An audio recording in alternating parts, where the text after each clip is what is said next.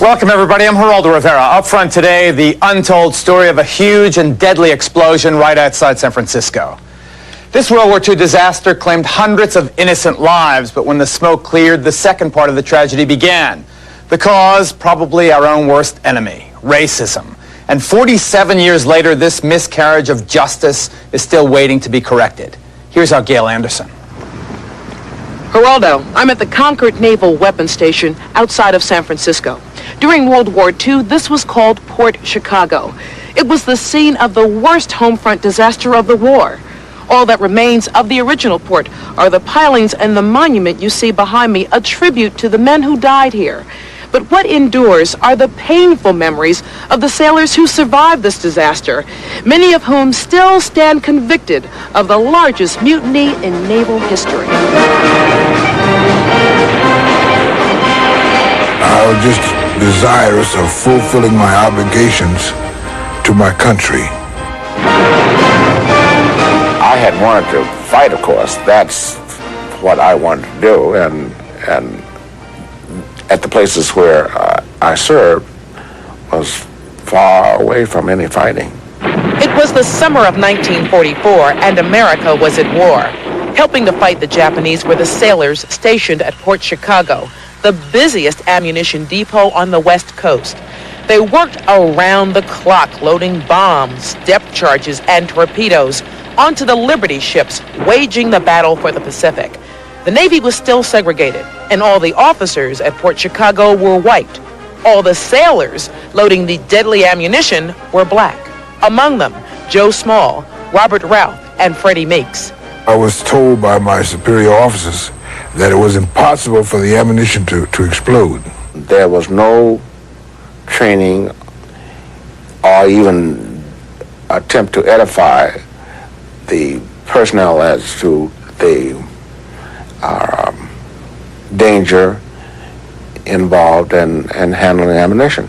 It was a frightening thing.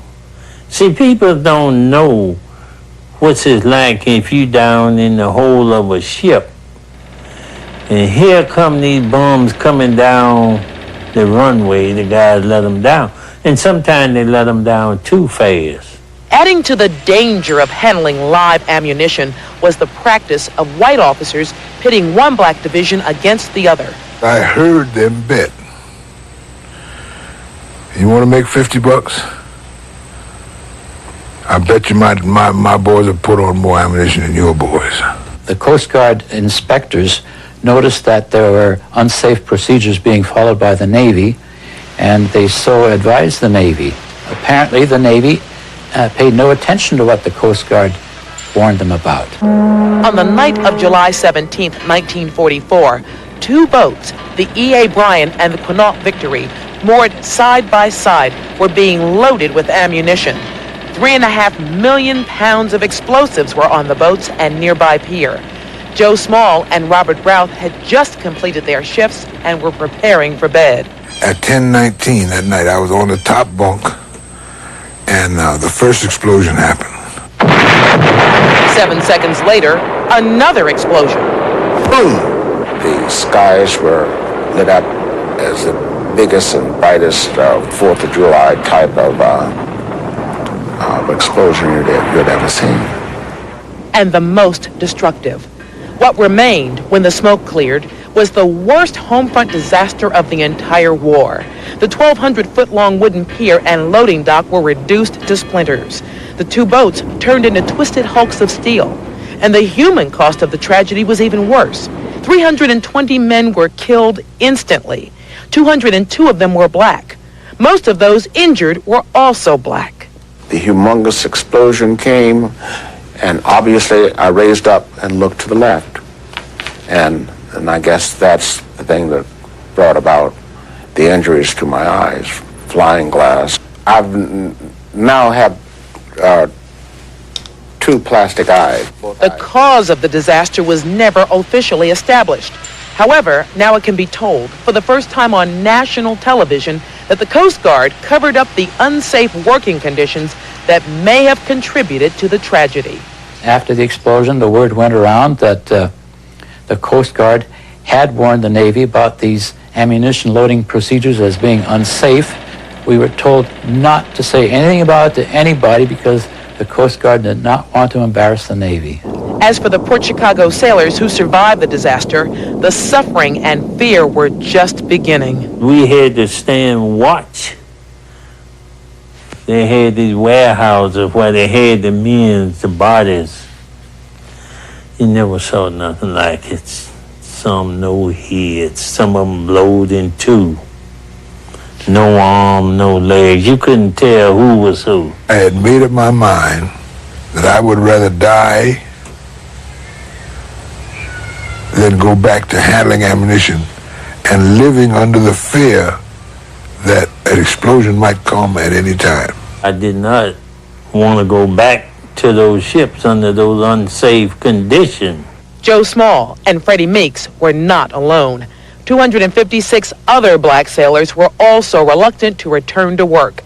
Admiral C.H. Wright warned them of the consequences. The admiral said, you know, you could be charged with mutiny. And for refusing to go back to work, you could be shot. I didn't want to go ahead and shoot. I would rather die by a bullet suddenly than to be blown apart or maimed by an explosion.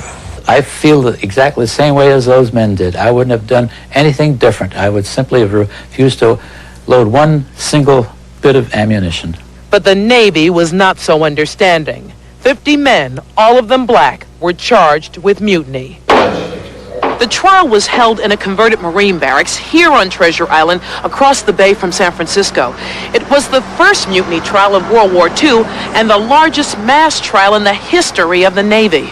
Our defense was based principally on the fact that the ingredients required under regulations and under the law to constitute mutiny had never occurred. They were not in command. They were not usurping any military authority. They were not using any force. The cards were stacked against us. In the first place, we was black. And they want to set an example. The trial lasted 33 days. The court deliberated less than an hour and a half before bringing in a verdict. All 50 defendants were found guilty of mutiny. I had been sentenced to 12 years in prison. And I was sentenced to 15 years at hard labor, and then to be dishonorably discharged. Though Small, Meeks, and the 48 other black sailors from Port Chicago were released from prison shortly after the war, their conviction was never overturned. 45 years later, they still carry the stigma of being mutineers. We didn't try to take over anything. We didn't try to usurp any authority. We just said we were not going to return to the same work, under the same conditions, under the same men. You might say you was disobeying an order to return to work, but that wasn't mutiny. We did nothing against the country. I think the facts should be brought out, the truth should be told, and that these men should receive justice.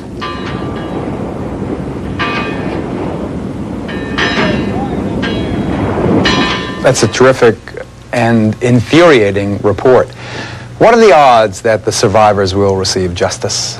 Well, let's hope it doesn't take another 45 years. President Bush has signed a law that requires the Secretary of the Navy to reopen this case, re-examine it, and reverse these mutiny convictions if they should find that, racism had something to do with this. They're supposed to do this without any sort of delay. The officials at the Secretary of Navy's office have told us, well, it's going to take them some time because they're going to have a problem locating everybody. But I think they need to do whatever is necessary. Joe Small, this man is living on $470 a month Social Security. He doesn't receive any veterans benefits. He's in bad health. And even as we speak, he faces losing his home just because he wanted to serve his country. What if it were 300 white sailors? What do you think would have happened? Oh, we wouldn't be sitting here talking, in my opinion. I bet you're right. Thanks. We'll be right back.